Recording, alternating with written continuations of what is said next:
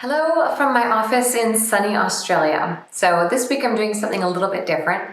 I'm going to post my first episode of the podcast. So a lot of you know that I've got a podcast called Anchored, and my first episode is one of my favorites. Sure, the audio quality is not great, and I probably could have phrased my questions better, but it was my first podcast with a man very near and dear to my heart. His name is Lani Waller. So I've been able to track down some photos of Lani from when he was a kid, direct from Lani. They were impossible to find. They took so much work. There was a lot of communication back and forth to get his good friend Joy Rose. Joy, thank you so much for your help. To get these digital to be able to send to me so that we could share this with all of you. So please enjoy this interview slash podcast with Lani Waller. Also be sure to subscribe, like this video. I'd love a comment to hear your thoughts on Lani's story. And if you like this format, I'll start to slowly load up more podcast episodes with some photos and maybe some videos to help better tell the story. So thank you for listening and enjoy the show. I started fishing when I was 6 years old, and my dad took me catfishing in Missouri right after the war, 45 or 46. He took me catfishing, and I caught my first fish. It was just a little catfish about this big. So we were sitting on the creek where I caught this catfish, and I saw that catfish, and it was the most incredible thing I think I'd ever seen. And I told my dad that I wanted to keep it. I didn't want to let it go. So he said, well, okay. So we put it in the minnow bucket, the bait bucket. So I had this little catfish swimming around in circles in this galvanized bait bucket. So all of a sudden, out of nowhere, came this horrendous storm, and we had to pack up and leave. In our haste to leave the fishing hole, we left my catfish behind in an old bucket, a minnow bucket. And we got halfway back to the house, and I realized I didn't have my catfish with me. So I threw a tantrum, started screaming and yelling and hopping up and down. We have to go back and get the catfish.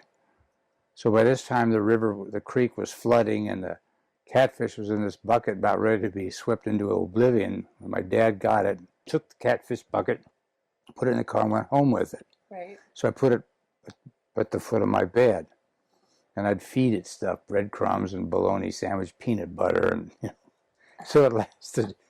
On the diet I was feeding that catfish, it was peanut butter and breadcrumbs and sometimes cereal. The thing died. Yeah. Yeah, so I lost my little catfish buddy. And my mother said, well, she said, I'll tell you what. She said, it'll be okay if you take the little catfish out of the bucket and you bury it, and it'll go to catfish heaven. Did you do that? So I did. I took it out of the bucket and I buried it, and we had a little ceremony. The catfish went to catfish heaven, and I was satisfied with that. So my first experience wasn't with catch and release, but I showed a real affection for the natural world, even though I was a little kid. And I stayed that way. I mean, we had the natural world. I found something there, even as a little kid. That was kind of like a starting point. And I went catfishing a lot when I was in Missouri, and crappie and all those kind of stuff. And that's where I learned about the connection of a fishing line and a wild creature out there. And it was like a conduit to another world, fishing. It was a way that I could connect and belong and participate with nature. And I just loved that. And it just kept getting worse and worse and worse. And pretty soon I was catfishing all the time. And then we moved out to California. And all of a sudden, I saw mountains and clear water rivers and a fish called rainbow trout. And I was never the same. I was hooked, So I fished with lures and bait for years and stayed with it and just loved it. And then when I was in high school, I discovered this endeavor called fly fishing. And I didn't know anything about it. And we were poor. I didn't have any money for tackle or anything. So I used to make my own fly lines out of big, fat, braided fishing lines. So I would get a length of this big, fat fishing line, and I'd melt some paraffin. My mom would melt paraffin, and I'd take the big, fat, braided fishing line, I'd dunk it down into the bucket of wax, and I'd lift it up and smooth it all out, and pretty soon I had this thing that looked like the fly lines I'd seen in sporting goods magazines. But I didn't know how to cast it, so I started reading the sporting magazines that my dad subscribed to. My dad was a hunter, not a fisherman. Okay. So he subscribed to Field and Stream and Sports Afield, and all of a sudden I saw these guys, and these women too, but mostly men in those days, fishing with these things made out of fur and feathers and stuff, and I was dazzled by that. I was just completely taken with it. So I started fly casting then when I was in early high school.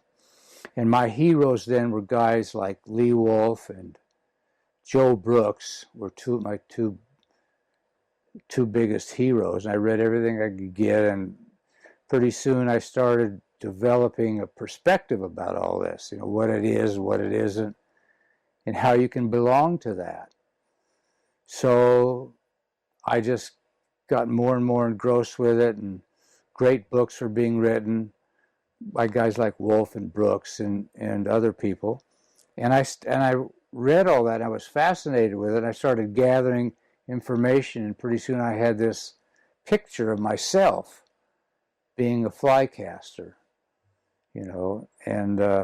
but I was afraid that I could never be like the guys in the magazines because they had lots of money and they were all dressed up, and some of them even wore a red bandana around their neck, and I thought it was all very glamorous, but it was beyond my reach as the son of a welder. So I went through high school fishing local trout stuff and started fishing for Steelhead in 1956. Where? In California? In California. And I just went bonkers. I caught my first steelhead on salmon eggs, and when I wound it into the bank, it was this long, and it was the biggest trout I'd ever seen, and I was gone.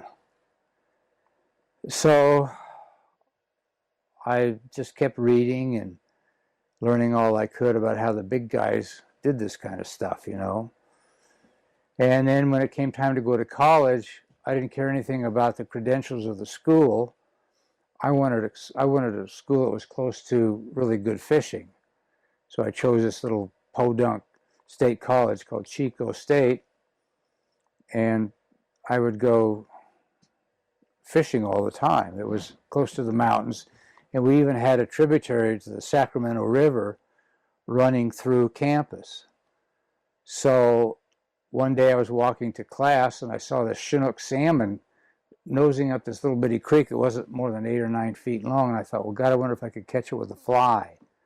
So I would go in the afternoons on campus, and I'd fish underneath this little bridge crossing the campus. And it was great because all the co-eds could walk by, and when no one was looking, I'd try to look up their dresses. Yeah. This is really a great fishing spot here. Look what I've got. So, I started fly fishing for steelhead, and in my senior year in college, my dad bought what's called a mining claim up on the Klamath River. You could get 30 acres as a mining claim. All you'd have to do is find a little gold there, and you could stake a claim and get 30 acres. You could keep it for, I think it was a 30-year, like a lease. So I'd go up to the Klamath River to visit our mining claim, and I fished for steelhead, sometimes with flies, but mostly with lures. And the fever just kept growing. I mean, I wanted more of it and more of it and more of it. And I started working, and I could afford tackle and stuff. So by the time I was in graduate school, I was already getting really pretty experienced with it all. And I began to pay attention to the traditions and the tackle and all that stuff. And it just kept growing. Kept growing and kept growing. And when I got out of graduate school, I had a year of graduate school, I was going to get a master's degree. And I woke up in the morning and I said, I don't want to I don't want to go to school no more. I've been going to school for, I don't know, 20 years or something. What were you going to school for? I was studying psychology, a lot of history, and social sciences. And I didn't go to college to learn about how to get a better job. What I liked about college is that it showed me other ways of living, other people's lives that I had never met before. So anyway, I left graduate school and took a year off and went all over the world. I went down into Central America, Ecuador. I had a friend who was in the Peace Corps down in the jungles of Ecuador. And still wandering around. I loved to fish, but I didn't know what I was going to do with myself. I just liked to fish. So in 1977, a fraternity brother of mine came up with a proposal about opening a fly fishing shop in the Bay Area. Mm-hmm. And we formed a partnership with two really well-known, very famous fly fishing experts. One was Andre Puyans, who was from Cuba. I don't know if you've ever heard of Andre Puyans or not. He had a great fly shop, and it was like Steelhead Central. So I ran that shop for about 2 years, and all of a sudden we decided to go into the travel business. So I would sell my clients these fly fishing trips to Alaska. So I'd take maybe 3, 4, 5 people up to Alaska, and all of a sudden I saw what fly fishing could really be for trout and salmon, and how incredible it could be in certain parts of the world. And that just kept growing and growing. And I started going to trade shows and started promoting myself, and developed a very, very good slideshow on Steelhead. I mean, I took lots of pictures. I had a camera. I wouldn't go to the bathroom without a camera and my waiting staff. So you never know. There might be one in the toilet bowl. So I had this slideshow at this trade show, and they gave me the worst speaking hour of the entire 5-week show. I was going to give my slideshow at 5 o'clock on Sunday afternoon, the very end of the show. Yeah, so I remember going into the theater where I was to give the slideshow, and I went through the back curtains, and I pulled the curtains back, and I looked out at the audience, and there were 5 people there. Oh, no. I thought, son of a gun, I really don't want to go out here and spill my guts for just 5 people. What's the gain in that? And then the little bird sitting on this shoulder said, wait a minute now. Wait a minute. He said, these 5 people cared enough to come out at the last hour of a 5-day show to listen to what you have to say about fly fishing for steelhead. So go out there and give them the best show you ever have given anyone. Good for you. So I gave this really nice slide presentation on fly fishing for steelhead, and when it was all over, 5 guys all got up in unison and walked up to me, and they were all executives and the CEO of Scientific Anglers. No way. Yeah. And they said, it was a great slideshow, and we're coming out with a series of fly fishing videos that we think will change the sport forever. Would you be interested in a screen test to see how you are in front of a camera? Okay. So we went up to the Sandy River in Oregon, and they put me in this pool that's 3 inches deep, and they say, okay, start casting. Okay, so I start casting. It's all single-handed rods then. And the guy said, okay, start casting. Cast again. So I made, 30, 40 casts, and all of a sudden, someone screams out, you've got him, he's on. He's on. And I didn't, we're in 3 inches of water, so I decided that what I had on the end of my line was an imaginary 45-pound steelhead. So I was playing and doing all this. The cameras are rolling, and everybody's just watching the screaming lunatic out there, hopping up and down over an imaginary 45-pound fish in 3 inches of water. And they said, and after I landed the fish and it was all over, the filmmaker who had done major Hollywood stuff was really good. He said, you look pretty good out there. He said, I think we got you. So what you got to do now, they said, is write everything you know about fly fishing for steelhead so we can come up with a 45-minute film. So for the next 5 months, I sat down and started writing the script, and I sent it to 3M. They said, it's fabulous, but we want more. We're going to do 3 films on steelhead. You got 2 more film scripts in you? I said, okay, I'll just keep writing.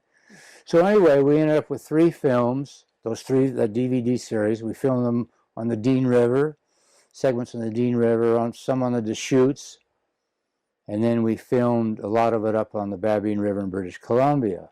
And had you been to any of these rivers before? Yeah, I've been to the Babine before, but I hadn't.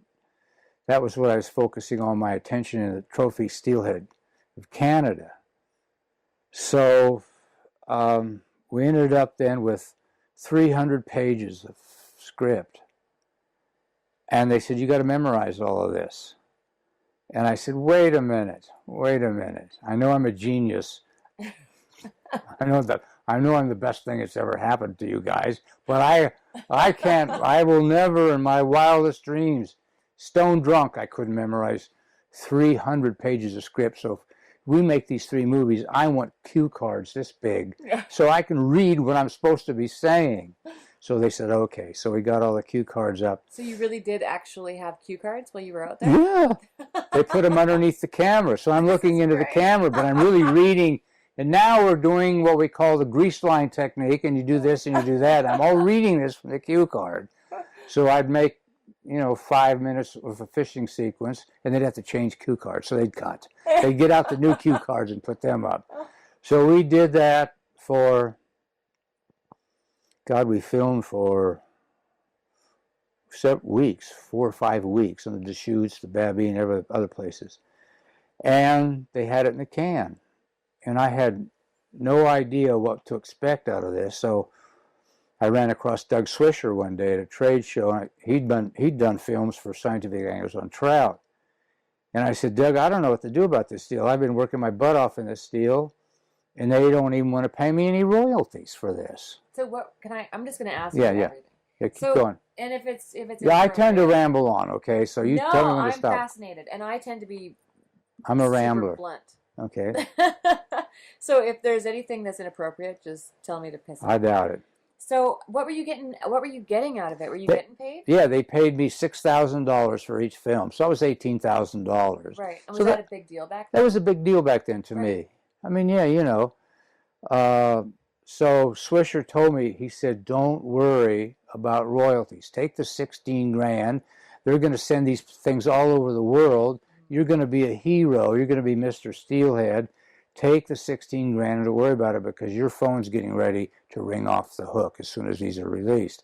And by God, he was right. Those films went all over the U.S. They went to Europe. They went to Japan. And all of a sudden, I was this, I don't know, people call it all kinds of things. I had this visibility, worldwide. And my phone did start ringing off the hook overnight. Almost 3 days after they came out. People wanting to know not only how they can learn from me, but where can they go to have the kind of fishing they saw in the films. Bingo, bingo, bingo. So I also then had this little embryonic kind of fishing travel going. Mm-hmm. Now I had clients from all over the U.S. calling me up, wanting to know everything from where could they get the kind of rod I was using to where is that river. So I plugged all that stuff into my business plan, which included travel. And it just kept growing and growing. And then I went up to British Columbia and met a family called the Wickwire family who'd pioneered a steelhead camp on the Babine River. And they needed someone to help them promote and market the camp because their marketing plan was all screwed up. They were trying to sell this river to bait and lure fishermen from Portland and Seattle. And I said, how old were you at this time? I was 38. Okay, so still pretty young. Still pretty young. So I went up, I met this family in this fabulous river that was just being fished by bait and lure guys. And I told the owners of the camp, I said, this river is a wonderful fly river, and you're marketing this in the wrong way. I said, I've got quite a fly fishing following now. If you give me control, absolute control, over all the bookings and the reservation systems, I'll have this camp full in 3 years. So they said, okay. And I did just that because I had all this momentum going through these movies and films that were being shown everywhere. You know, they were a tremendous success. Now the camp was full every week, and I would go up for 2 weeks, 3 weeks, and fish more BC steelhead. So that established me in a way I couldn't have dreamed of. But it also created a kind of a Frankensteinian monster because people see someone on film and it gives them a legitimacy and a reality they may or may not deserve. You know, it's just seeing somebody in film gives them a credibility. So all of a sudden now I'm really well known, I'm getting famous. The problem with it is that this artificial persona, it wasn't artificial. I mean, I was real, but I mean, everybody makes mistakes. But when they were filming me and when I was doing all these films, if I made a bad cast, it ended up on the cutting floor. Right. If I spit when I wasn't supposed to spit, it wound up on the cutting floor. And if I said a naughty word, they cut that out too. So all of a sudden now I look like I'm perfect. Yeah. I never miss a cast. I always catch fish. And I had a hard time dealing with that, you know, because I really, and they started saying, well, you know, the legendary. I mean, I've been called legendary for so many years, I don't even know what it means. And I wasn't legendary in terms of my fishing prowess, because a legend is somebody who always succeeds and never fails.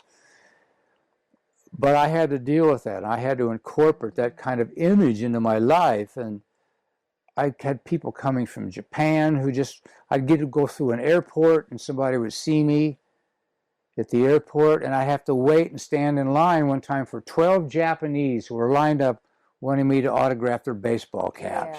Yeah. And that was hard for me to deal with, but what sustained me through it was my motives. And I wasn't in this for the wrong reasons. I was into it because I cared about it and I loved it. And it was connected to me in many, many different ways. And I also knew that the easiest rivers and watersheds to ruin are those no one knows about.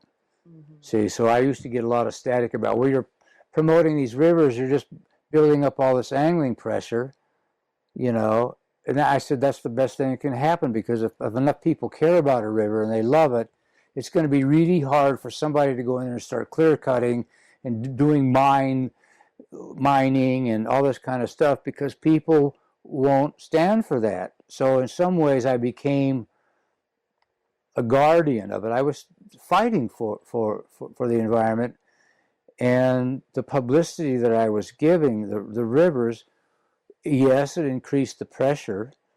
You know, now instead of 50 people fishing on the Babine, there would be 300 maybe, but they were 300 people who cared. They showed up for the right reasons.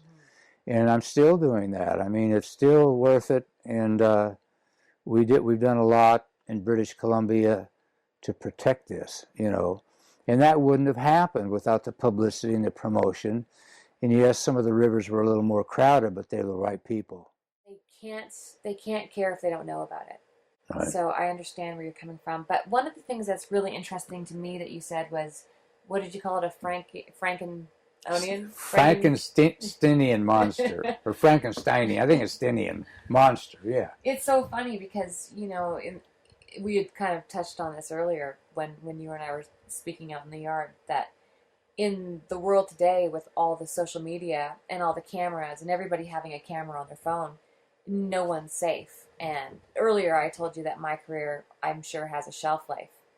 And you said, well, what do you mean by that? And I said, well, I make mistakes, and I'm sure it's only a matter of time before I do something and it's caught on camera, or I make enough bad casts that people just totally discredit me. And people in my generation do get compared to the people in your generation who had these flawless images. And right. So it's so interesting to hear that be something that would plague you, when, you know, for me, being on the opposite end of the spectrum, I would look at that and go, oh my God, you lucky bastards, you know, you guys always had it had it so easy because you were able to leave that stuff on the cutting floor.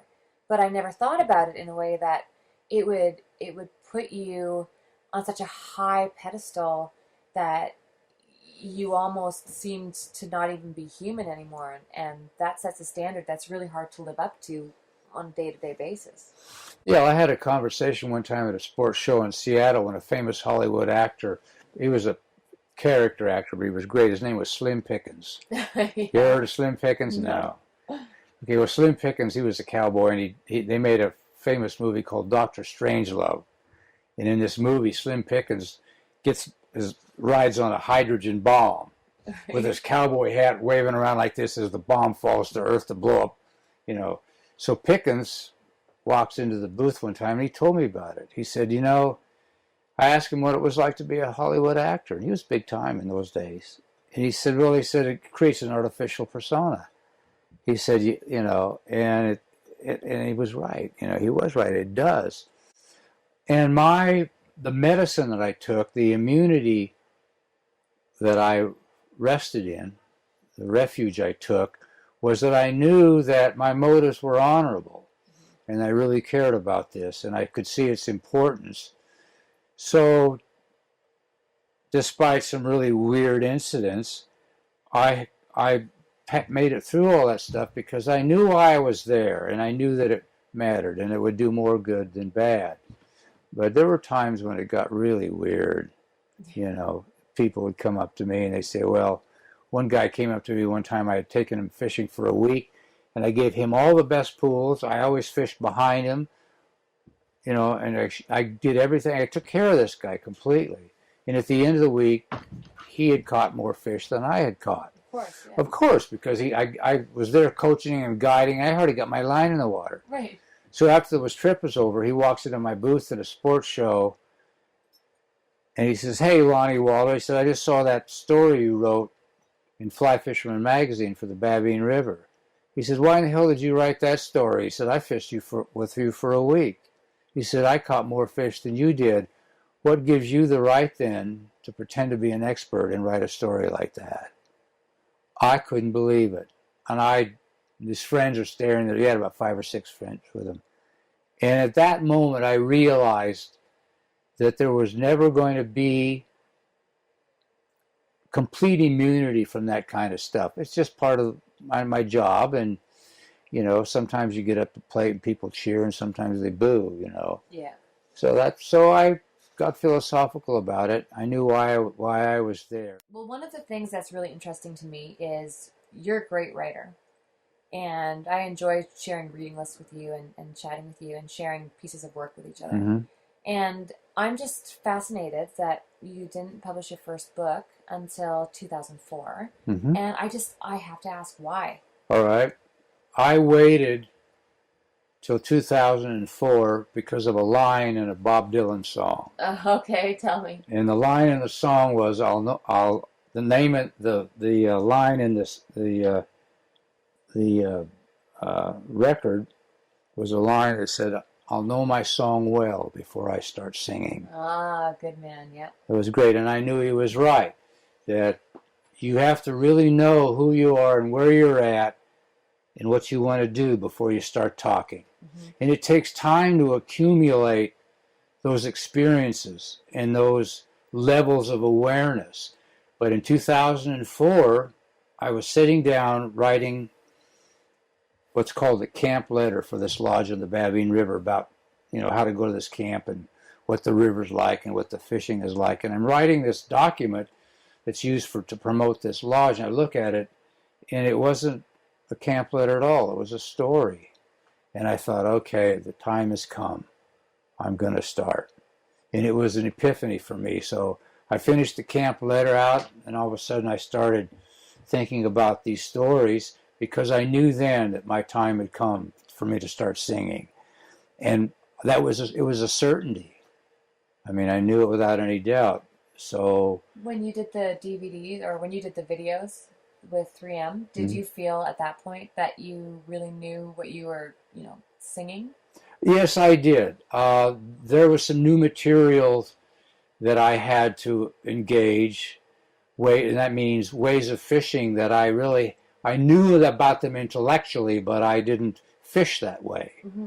So in that sense, there were parts of the film that I did not out of experience, but out of an understanding of it. Mm-hmm. For example, there was this concept of greased line fishing. I had never done any greased line fishing. I've always been down and dirty.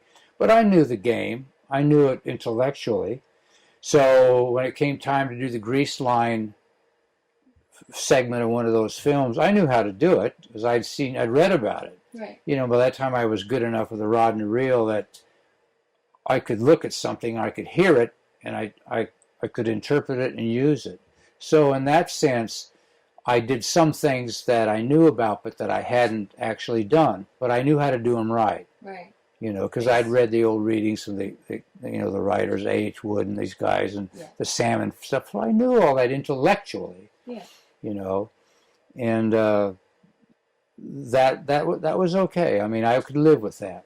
Did you ever go from down and dirty into the Arthur Wood stuff and into the traditional grease line tactics? Yes, I did. You know, we put those segments in the film, and they were a lot of fun, and so I started trying those techniques as a part of my inventory of tricks, you know, and I learned both grease lining very, very well, and I learned the dry fly very well, and I became really proficient with the dry fly.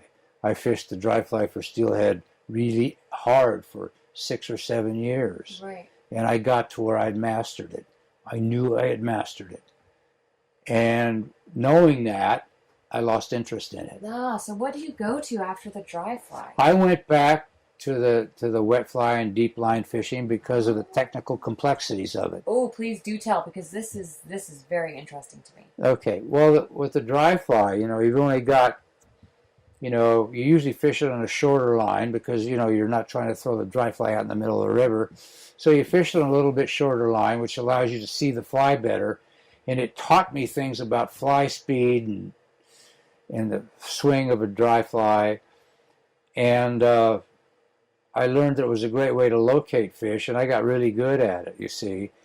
The wet fly, on the other hand, is normally done with a lot longer line. You have no dry fly to see. You know, when your dry fly is going too fast or it's doing all kinds of bad things, you can see that, and you can fix it instantly. That's easy to do because you can see everything. Mm-hmm. But when you're fishing a fly down deep on a deeply sunken line and it's coming across, you can't see anything other than the shape of your line in the water, and you can feel the tension on the tip of your rod with the deeply sunken line, and those are hints and suggestions, but you can never quite be sure. See, so the mystery of that then remains more difficult to decipher than the mystery of a dry fly. That's instantly solvable because you can see everything. I've got a friend who's been doing this for a long time. He hasn't been around as long as you have, but he had the same cycle. You know, he started off with actually dry fly fishing, mm-hmm. and he ended up cycling all the way down into preferring the deep sunk fly tactics mm-hmm. as well for very similar reasons. He mm-hmm. likes the complexities of trying to figure out what's happening. Yeah, what's happening down there? Is the fly moving too fast? Is it, you know, doing bad things? Is it deep enough? Is it, you know, shallow enough when it has to be shallow? So it requires a lot more skill. Your line handling capabilities become not only visual but tactile. I mean, you learn to feel subtle differences in the current pushing on your line, mm-hmm. and you can use that tactile sensation to evaluate just what your fly is doing, if it's going too fast or it's going too slow. You see, so I find that really more intriguing. Yeah, I can see that. You know, yeah, it's because technically it's more difficult. Well, let's talk about the double hand. Okay. So one of the things that's always really interested me is this, when I reached out to a lot of the guys and Joan, basically people of the old guard, mm-hmm. I found that there was a bit of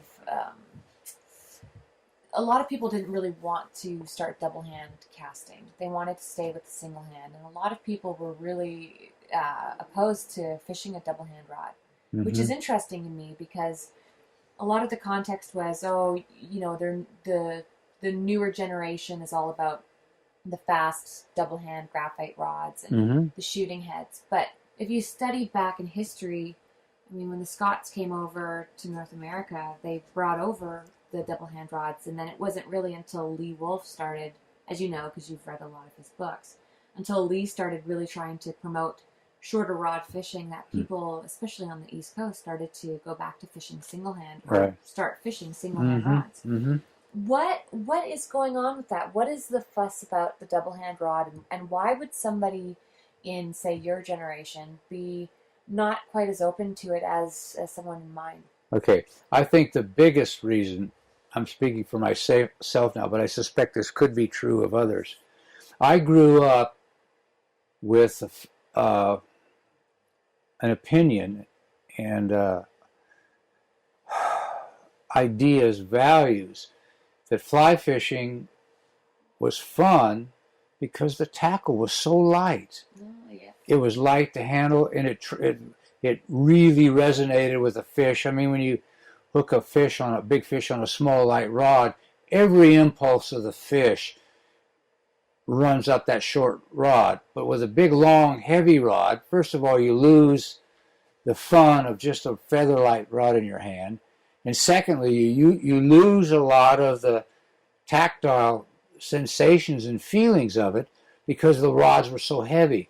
And what happened was is that when the double-handed rods hit America, they were really bad rods. They were 15-footers. They were made out of fiberglass, maybe graphite, and shit, they weighed 3 pounds, it felt like. And it just simply wasn't as much fun. So everybody said, Lani, you're an archaic, you're an old elephant.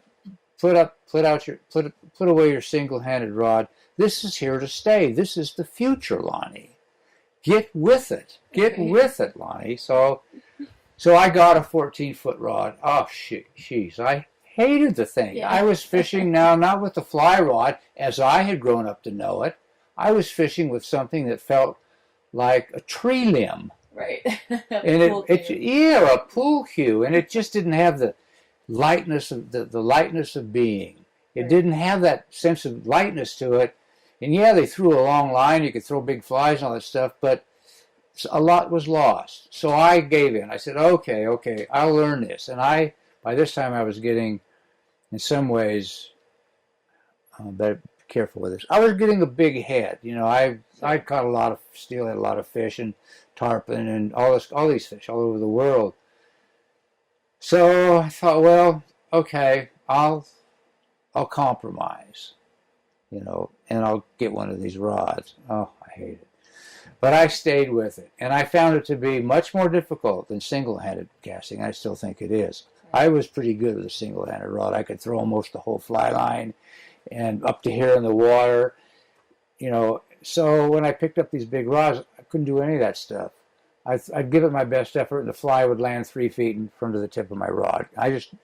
But I stayed with it. I got great coaching from guides and experts who loved the long-hand rods, and they knew how two-handed rods. So I stayed with it, but I started shortening the length of my rod. No. So I went from a 15-footer to a 13-footer, then I went to a 12.5-footer. And the smaller the rod, the two-handed rod became, the more I liked it. Because I was regaining what I thought was an important element of fly fishing, was this lightness in the hand, this delicate, this really sensitive kind of fishing, not this sort of clubby wooden kind of thing. So I hung in there with it, and I ended up, 10 years ago, whatever it was now, with a little 11-foot rods. I even spray cast with little 10-foot rods, and I love it. You bet. I get it. You know, you saw the bamboo I've been fishing, and the difference when I'm landing a fish on that versus the big club. Oh yeah, right. I feel so much more sporting and connected to the fish on a rod that I can feel every act. That's right. It transmits more of the signals or the whatever you want to call information or the process. It's more enjoyable to me. So I don't use anything over 11 foot now. That's fair. Yeah, it works, and I can single hand that when I have to, and I can also. I'm not the wader I used to be, and so sometimes when I'm in really dicey water with big rock boulders, I can plant my wading staff in my left hand and take that little 11-foot switch rod and make all the single spay, the double spay, the snap tee, all with one hand. Right. So I'm not falling in the water as I deliver the fly. That's a real an advantage, not to fall in as the fly line is sailing out over the water.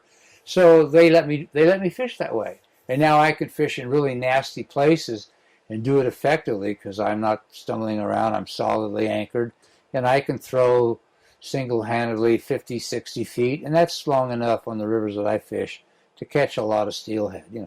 Yeah. No, So I just got lighter, but I stayed with it.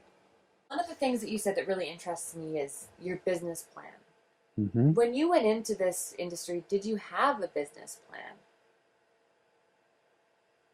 In a way, I did.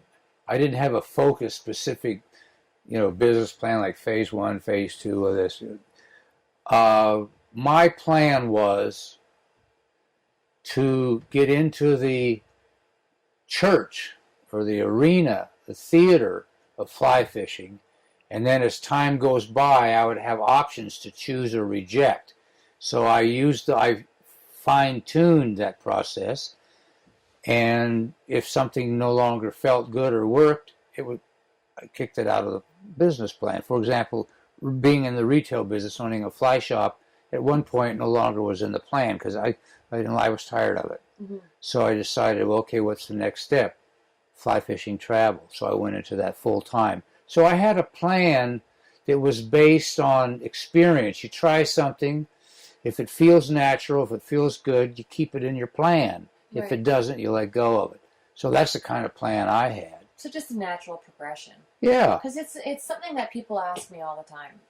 Because I am a very organized person, and I have always had a plan, and it might be a little more, OCD than yours. I did always have spreadsheets and forecasts and budgets and always trying to figure out where I was going to go and where exactly I wanted to be. And it was never to be rich or anything silly. I just wanted to be able to create a life that would allow me to fish as much as I wanted to be happy.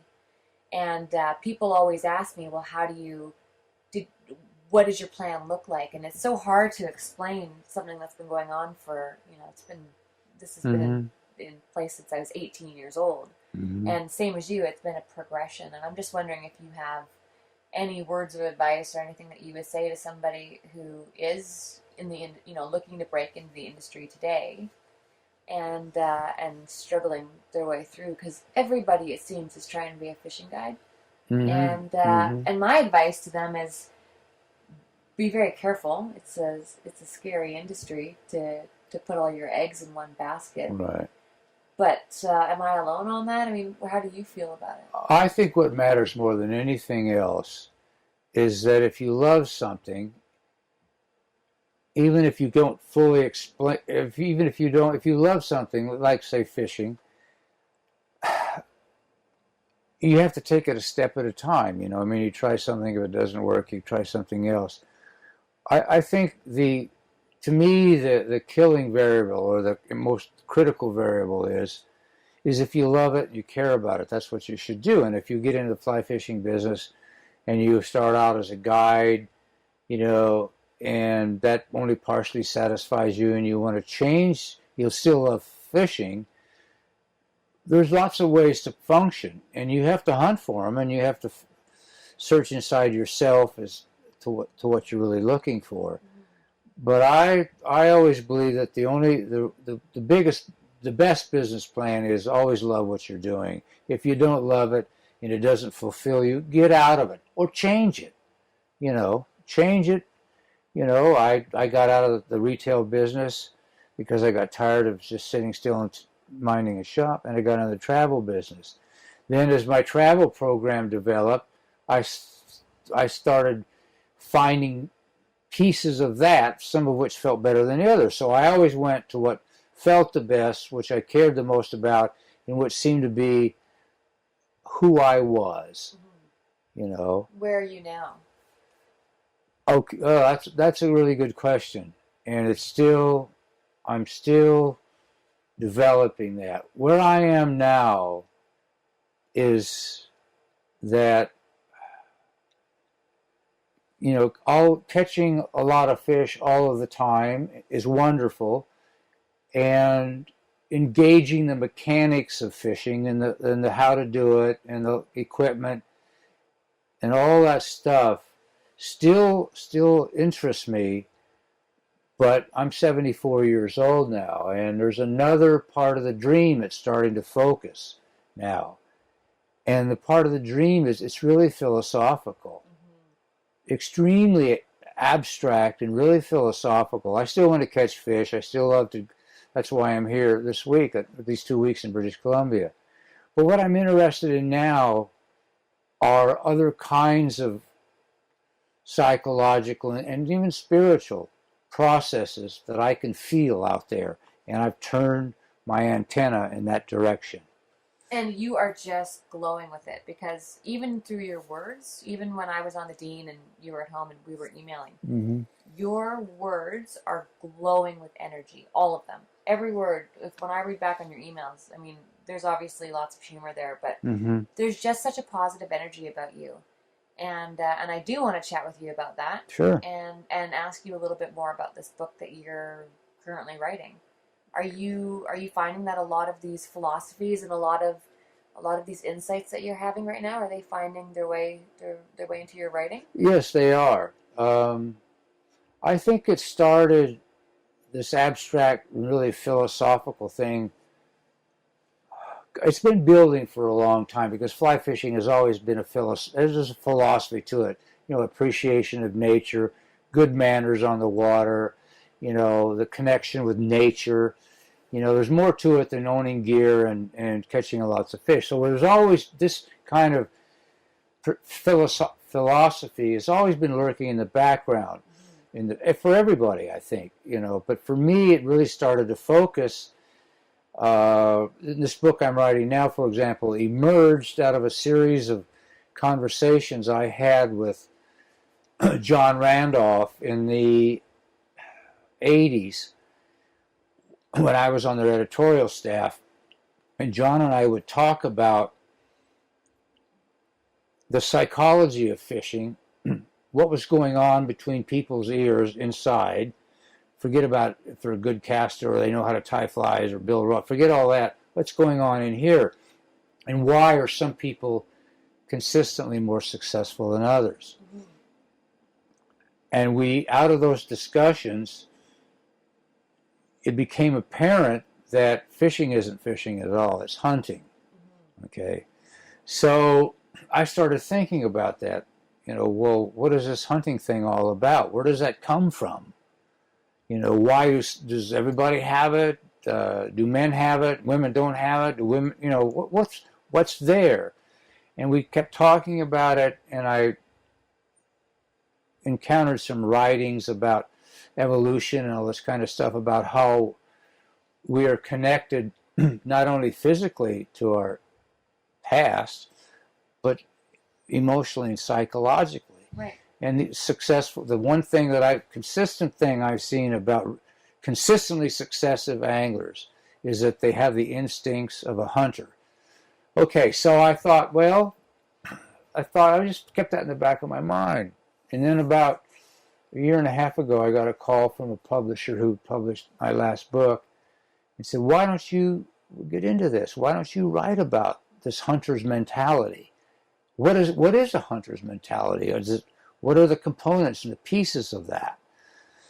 So we sat down and we started talking about what it means to be a hunter, because that's what fishing really is. You're looking for them, you're searching for them, you're probing for them. I call that hunting. I couldn't agree with you more. It's what it is. That's why I started fishing. Right. I love knowing, like you, I guess, knowing that even my ancestors before me, this is what they were doing. They would they would be walking the same paths, the same trails, trying to find the same fish, and sometimes you don't even need to hunt one or catch one, if you will. Just knowing that they're there and stalking them and spying for them, and just knowing that you found them and you could have them if you wanted to, is often enough for me to just call it quits and go home. Yeah, I agree. So anyway, I talked to, his name is Jay Nichols, publisher, who said to say hi, by the way. Hi, Jay. And we came up, we jammed over the phone, we came up with 8 or 9 pieces to the hunter's perspective. Great. So that's what the book is about, those 8 or 9 components. Can you tell us them off by? Well, a lot of it has to be with suspending civilized responsibilities and pursuits and opening yourself up visually, and I think mentally, and I think spiritually, to what's going on in the natural world. That's one thing.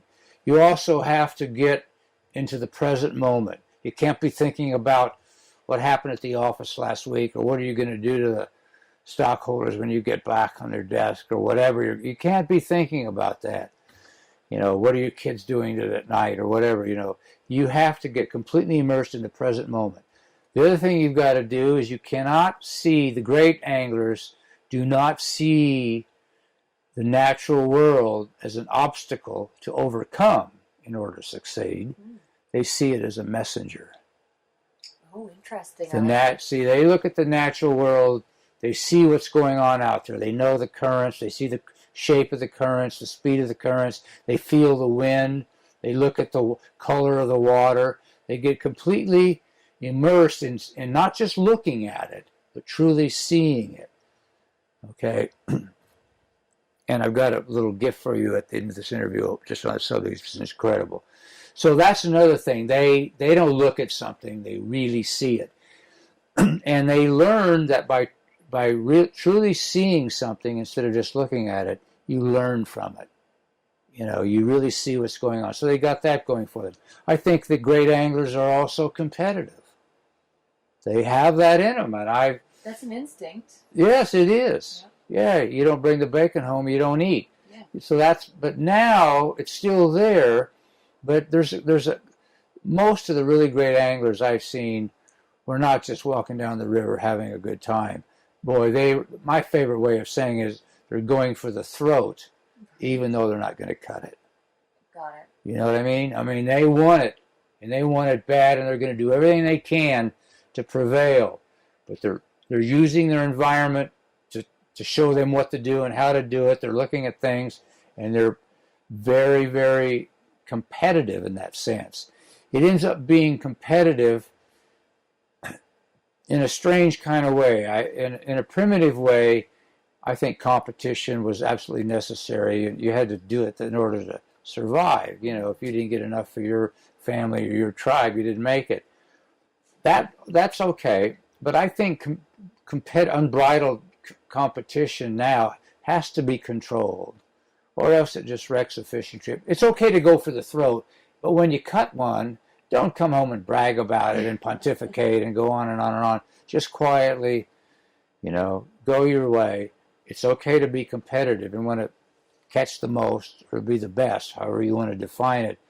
But I think there's some good manners required there. If you prevail, don't crow about it. Just keep it to yourself. You know what you've done. Smile and go home. Yeah, smile and go home. You know what you've done, you see. Do you think that a lot of people love to fish, or they find themselves fishing because they're able to shut off and truly get out of their heads and just dive into that instinct? Oh, sure it does. And it's a high, isn't it? It's really a high when you're in that state that human beings are supposed to be in. Right. Because nothing else matters. That's right. We came out of the natural world. We're in the natural world, and there we will return. Mm-hmm. The natural world is valuable for us spiritually and psychologically. Okay, now I know for a fact that it's really nourishing. Most of us, not all of us, but a lot of us need the contact with the natural world. I mean, maybe it's just playing golf on a beautiful golf course with lots of trees and birds flying around them. Maybe it's elk hunting, maybe it's fly fishing for tarpon, whatever it is. Okay, nourishment nourishment. You know what nourishment means? It means an adding to yourself of well-being, okay, and it feeds you. All right, the next step from that, and in my opinion, is from nourishment we go to healing, okay? Yeah. And it has, not only does it nourish us, our contact with the natural world nourishes, it can heal us. Case in point, I was in a bad plane crash in 1992, and I almost died. Everyone else in the plane did die. Right. Okay? So I had to deal with that. And what I found is going back to the river not only nourishes me, but it helps heal me from the trauma of that. You know, even though the accident happened in the natural world, it wasn't the natural world's fault. Right. It was human error. So I go back there not only to rejuvenate myself, but to nourish myself and to heal myself from whatever it might be.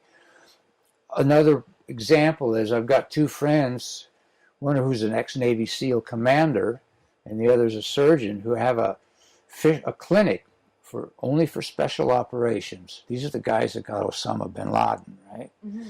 And these young people are still on active duty, but they've seen some really terrible things. And right. They've got severe post-traumatic stress, okay? Right. So these guys have started a program where they take these vets fishing. Right.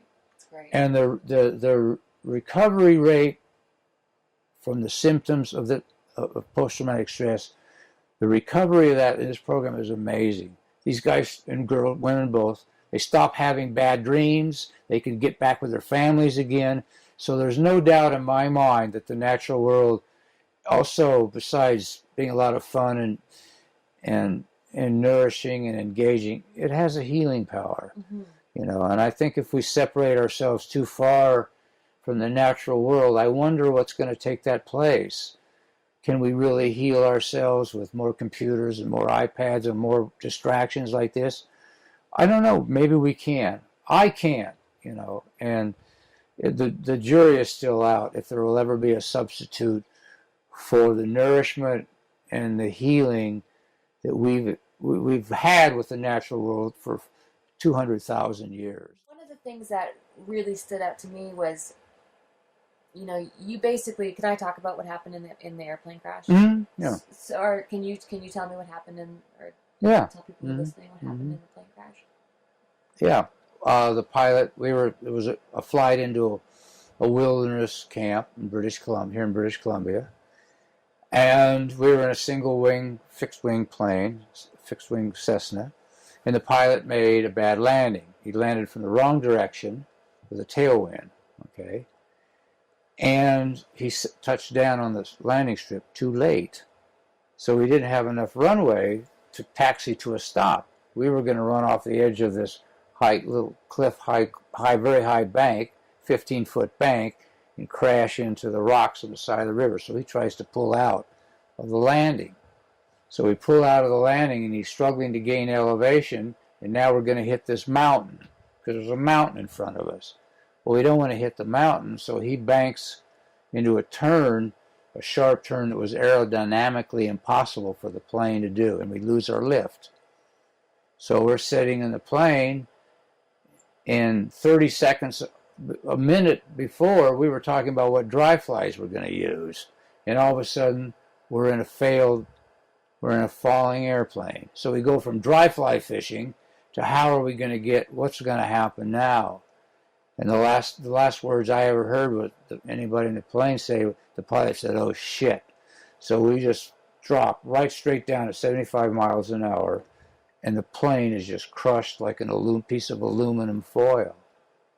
So how did you get out of the air? What happened from there? The front plane crushed the two guys in front of me. The guy next to me on the way down, he'd taken off a seatbelt. And I thought, I'm not taking off my seatbelt, but I thought, shit, if this guy thinks that's the best way to protect himself, I'm not going to tell him to do anything. It's his life. I can't tell him how to defend himself. So I kept mine on. So when we hit, I just went, it was an impact beyond anything I've ever experienced. I remember the last thing I felt was like I was standing at home plate in a baseball field, and some guy comes around with a bat and hits me right in the face. That's what it felt like. So I wake up, I don't know, 15 minutes, 20 minutes later, and just my head sticking out of the water. And shit, there's blood everywhere. The water's red, you know. And I feel for the guy next to me. He's not there. I look in the cockpit, the pilot, co-pilots, they're not there. So I figured everybody else got out of the plane. I'm the last one to regain consciousness. So I remember unhooking my seatbelt and reaching for something to grab a hold of, and I felt the pilot, and he was as cold as this bottle of ice. I knew he was dead. But I still didn't know about the other two. But I figured, well, maybe they got out. So I just sort of dog paddled to shore, spitting out my teeth. You know, all my teeth were knocked out. And it was a mess. My face was crushed. Both hands were, I was like putty, you know. And I just collapsed on the shore, and I just sat there watching this plane sinking down into the water, and I still didn't know where my friends were. And then I lapsed into this experience, you know. And they found me there about 15 minutes later. Yeah. And yeah, I was in hypothermic shock. And when the doctor found me, he said I had 15 minutes to live. And my heart had stopped. You know, my heart wasn't beating anymore. And I remember I heard this voice saying, oh, he's gone. We've lost him. We're losing him. His heart stopped beating. And I didn't know who the voice was. You know, it turned out it was a doctor. They got me back to the lodge and put me out on the dinner table, you know. So I had just had this experience, this like what's called a near-death experience, and I encountered this presence, and it was there. And it says, just tell your heart to stop beating. I've given you this power. Tell it to stop beating, and it will start beating. And I told my heart to start beating, and it started beating. So they, you know, they kept me there, and they got on the radio. And the other miracle about all this was that their only contact with the natural world was a satellite by radio. The radio had not worked. They had tried to get the radio to work for 2 weeks because they needed supplies, and it wasn't working. So they had a call in, so someone come out and fix the radio, but they weren't there yet. But yet, when she called, the lodge owner's wife picked up the radio phone that hadn't worked for 2 weeks and called emergency. It worked. Now you figure that. What are the odds of that? So it was 1,000,000 to 1 shot, you know, and they picked up the distress, the emergency warning in town. They sent a helicopter out to get me. And I was so screwed up by that time, I didn't know what I was a mess. So I was in the emergency room all night long. And I didn't feel any pain. And the nurse says, well, we got to take care of you, honey. We've got to lay on this gurney. And they had me hooked up to an EKG. And I'd watch the EKG, and my heart would stop beating, and it would just go flat. Flat line, they call it. And I'd tell my heart, you start beating again. I'm telling you to start beating. And it would start beating again. All night like that. My heart would stop, and I'd start it again by ways I don't understand. So I remember telling the nurse, she was squeezing me, and, you know, she says, we got to find out where you hurt. She says, you look like you've been in a bad fire. You're all black. And she said, oh, my God. I said, there was no fire. She said, oh, my God, they're what they call hematomes. My whole body was the color of this table. That's not an exaggeration. Black and blue. So I said, well, she says, where does it hurt? I said, it doesn't hurt anywhere because I felt no pain. I was out of my body.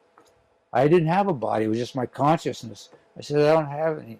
Nothing hurts. She says, honey, tomorrow, everything you've got's going to hurt. So they put me on morphine, and she was right, boy. About 3 hours later, I got back inside my body, and here comes this incredible pain, and I just pushed the morphine button all night long. Every 7 minutes, you know. So I made it, you know, and they said, well, we don't know if you're going to make it or not, but as soon as you can get in an air ambulance, jet ambulance, we're flying you down to Vancouver because we don't have the facilities to treat you here. So they put me on a Learjet ambulance and sent me down to Vancouver, and the doctors came in and they said, we need 3 days. You may not make it. You've had a severe concussion, lacerations, all your bones in your face are broken. You know, if you swallow wrong, your bone splinter could go into your brain. It was like out of a science fiction movie. But the only nice thing was there was a lot of fly fishermen doctors on the staff at Vancouver General, Yeah. and they were arguing over who got to treat me. And when the nurse told me that was better than a morphine button push. It was great. They were good to me, and somehow I made it. You know, it took me 2 years for rehab. I was in rehab for 2 years. That's a long... Yeah, I'm amazed at how great you look for... Well, they rebuilt my face. You know, I got titanium cheekbones. These are all fake. I got plates and screws in my forehead, and I got an artificial lens in my right eye. And the doctors, when they came in to say they were going to give me an artificial lens in my right eye, I said, set it for bonefish focus. 50 feet. I went 40, 40, or 20/20, I guess. I went 20/20 at 60 feet. And they said, okay. I love it. So, you know, we made it, and the only tragedy of it was that my friends were all killed. And it took me years. I'm still not over it. You know, How can you be? it never goes away. What happens is that you never forget it, you can't escape it, but you become somehow, in ways I don't understand, bigger than it is. So you can manage it and handle it. For 2 years, it was bigger than I was. Nightmares every night.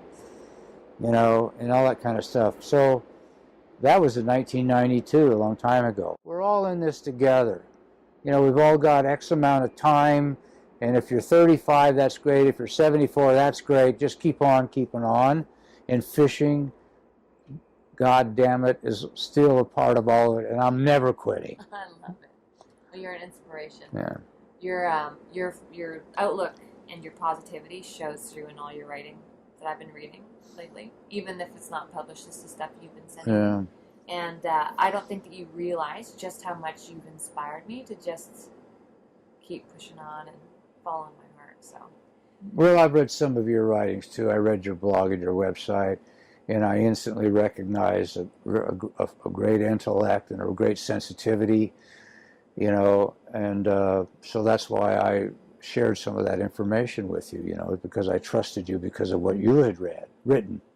You know, I'm no fool, you know, and I know. So I've enjoyed your writing as well, and the things that you've accomplished and done with your life. You're a woman in a man's world, which has been a man's world, but you're a woman involved with it. That isn't easy. So, you know, I think your story is inspiring too. Well, thanks. You know. Is there anything else that you want to talk about? No, not necessarily. I mean, I could talk. You know, I like to talk, as you know. I by love now. it. I don't think you ramble at all. No, I think you've got some amazing stories. You know, so I think I'm concerned now for the future and your generation. We talked about that while we were jamming out there before this interview. I'm concerned about the world and that you've inherited. You know, my generation did a lot of good things, and I'm being inclusive when I say my generation. I mean all of us, the good, the bad, and the ugly. But, you know, we've left you guys a world it's in jeopardy. I mean, our natural resources, we've got to change the way we do business. You know, the biggest challenge that we face now, that your generation faces now, is that we're not going to be able to stop being who we are, but we have to change the way we act it out. We have to make it sustainable. That's the challenge your generation faces, because the world, there's some bad stuff going on environmentally. So I hope that we can find a way to be who we are and earn a living and live our lives and have our families and have our societies and our culture and all of our stuff in a way that's sustainable. And sustainable is a big word. It means not only environmentally sustainable, but spiritually and politically sustainable. You know, culturally sustainable. You know, nationally sustainable. because if we don't, I'm not so sure that we will make it, I don't know. Do you think that there's a bit of a dividing line between, say, your generation and my generation and the age gap? Do you think that maybe we need to communicate better? Oh, that's really a good question. Here, I don't know. I think we should. Yeah, I mean, it's one. The baton is passed down from one generation to the other. So I don't think that should be just some abstract process where we do our thing and then we walk away. Okay, kids, clean up the mess. Right. That's no good. So I think we need greater communication. But the reality, at least of my life, is as I've grown older, there's fewer young people around, and I don't have the contact with them.